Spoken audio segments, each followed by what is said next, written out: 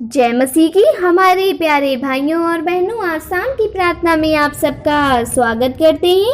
चलिए पहले इस वचन को देखते हैं। यिर्मयाह 31 अध्याय के 16 पद में हमसे क्या कहता है। यहोवा यूं कहता है, रोने पीटने और आंसू बहाने से रुक जा, क्योंकि तेरे परिश्रम का फल मिलने वाला है। आमीन। भाई बहनों, बाइबल बताती है, परमेश्वर कहते हैं, उनका वचन कहता है कि ये विलाप करने वाले लोगों, ये विलाप करने वाले लोगों, रोने पीटने वाले लोगों, आंसू बहाने वाले लोगों, आपका शोक आनंद में बदलने जा रहा है, आपका दुख सुख में बदलने जा रहा है। आपका किए हुए परिश्रम का फल परमेश्वर आपको देने जा रहा है। आपने जो भी परिश्रम किया है उसका फल आपको मिलने वाला है। आपने जो भी मेहनत किया है उसका फल परमेश्वर आपको देने वाला है। आपके हर एक दुखों को दूर करने वाला है। आपके बॉडी के हर एक पेन को दूर करने वाला है। आपके बॉडी में हर एक समस्या को दूर करने वाला है।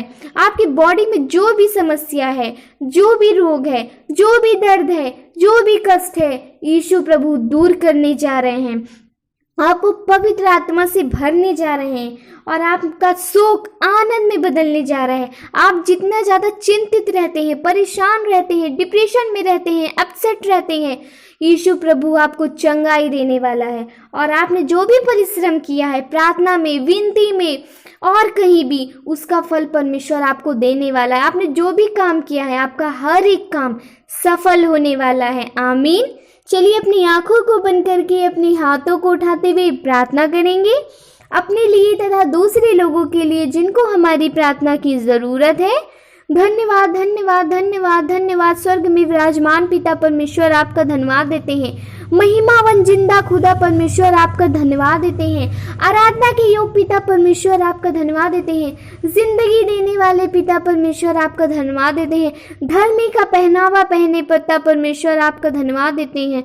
श्वेत प्रकाशवान पिता परमेश्वर, श्वेत वस्त्र पहने हुए पिता परमेश्वर, ज्ञानमान पिता परमेश्वर, आपका धन्यवाद देते हैं। आप बड़े बड़े चमत्कारों को दिखाने वाले हो। आप बड़े से बड़े कार्यों को करने वाले हो। आपके लिए कोई भी कार्य बड़ा नहीं, कोई भी कार्य असंभव नहीं, कोई भी कार्य नामुमकिन नहीं। आपने बड़े से बड़े कार्य को किया। आपने मुझे वो दिया जो पिता परमेश्वर हमने नहीं देखा था। हमने नहीं सोचा था कि आप मुझे ये चीज़ें देंगे, लेकिन आपने मुझे दिया। हाँ पिता, मैं प्रार्थना करती हूँ मेरे भाई बहनों को दीजिए जो आपके शरण में आए हैं, आपकी उपस्थिति में बैठे हैं, शाम की उपस्थिति में अपने विषयों को लेके बैठे हैं, अपने दुखों को लेके बैठे हैं, अपनी चिंताओं को लेके बैठे हैं। उन्हें छू के स्पर्श कर दीजिए। उनकी बॉडी का हर एक पेन हील हो जाए। उनकी बॉडी की हर एक समस्या यीशु प्रभु के नाम से निकल जाए। पिता, मैं प्रार्थना करती हूँ उनके लिए, उस सर से लेके पैरों के नाखूनों तक चंगे हो जाएं। उनकी हर एक बीमारी निकल जाए पिता परमेश्वर।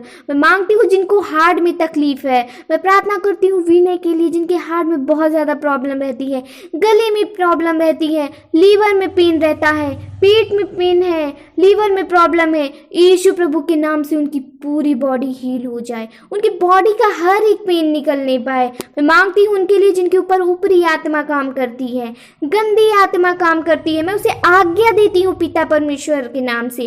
मैं पिता परमेश्वर यीशु का नाम यूज करती हूँ और कहती हूँ, निकल जा।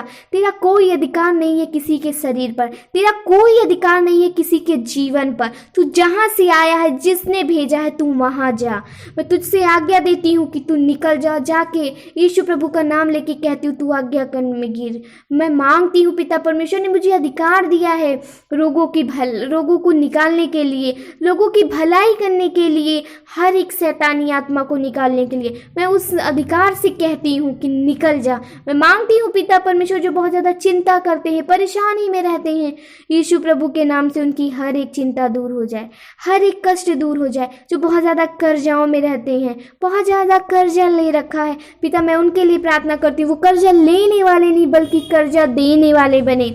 उन्हें ऐसा बनाइए पिता कि वो दूसरों से ले नहीं बल्कि दूसरों को दे नहीं पाए। पिता परमेश्वर उनकी लाइफ में बढ़ोतरी कीजिए, उनके फ्यूचर में बढ़ोतरी कीजिए, उनके भविष्य में बढ़ोतरी कीजिए, उनके पैसों पे आशीष कीजिए, उनके घर घराने पे आशीष कीजिए, अपने महिमा बंधन से भर दीजिए। उनकी हर एक गरीबी कंगाली यीशु प्रभु के नाम से दूर हो जाए। और यीशु प्रभु उनके घर में चंगाई आने पाए। पिता कहते हैं, आओ मैं तुम्हारी दुर्बलताओं को ले लेता हूँ, तुम्हारे दुखों को उठा लेता हूँ और अपनी सूली पे चढ़ाता हूँ। हाँ पिता, मैं अफसोस करती हूँ कि आप हमारे पाप के कारण मारे गए, काटे गए, इतना दुख उठाए और 3 दिन बाद जी उठे। मैं आपका धन्यवाद देती हूँ कि आप हमारे लिए फिर से जिंदा हुए। आप हमारे पापों के कारण पिता परमेश्वर इतना कष्ट सहे। मैं प्रार्थना करती हूँ पिता परमेश्वर, आपसे निवेदन करती हूँ ऐसी गलती दोबारा नहीं होगी। मैं पश्चाताप करती हूँ अपनी गलती और गुनाहों का, और आप सबसे भी कहूँगी, आप सब भी माफ़ी मांगिए अपनी गुनाहों का, अपने पापों के लिए, अपने गुनाहों के लिए जो आपसे हुआ है जाने अनजाने में, जान के। पिता परमेश्वर हर प्रकार से ब्लेस्ड कीजिए पिता। मैं मांगती हूँ पिता, जिनकी शादी नहीं हो रही है पिता, उनकी सही टाइम पे शादी होने पाए, उन्हें बेस्ट लाइफ पार्टनर की आशीष मिलने पाए। सुबह से लेकर शाम तक अगर हमें कोई गलती हुई है, गुनाह हुआ है, भूल हुई है, चूक हुआ है, मुझे क्षमा कर। मुझसे कोई पाप हुआ, मैंने नहीं किया लेकिन फिर भी जाने अनजाने में कोई अपराध हुआ है तो मुझे क्षमा कर पिता। सुबह से लेकर शाम तक संभाले रहे, हम धन्यवाद देते हैं पिता। आगे भी की ज़िंदगी हम आपके हाथों में देते हैं पिता। हमारे भाई बहन को संभाले रखिए, हर प्रकार से प्रोटेक्ट कीजिए, हर तरह से उन्हें प्रोटेक्ट कीजिए पिता। मैं धन्यवाद देती हूँ।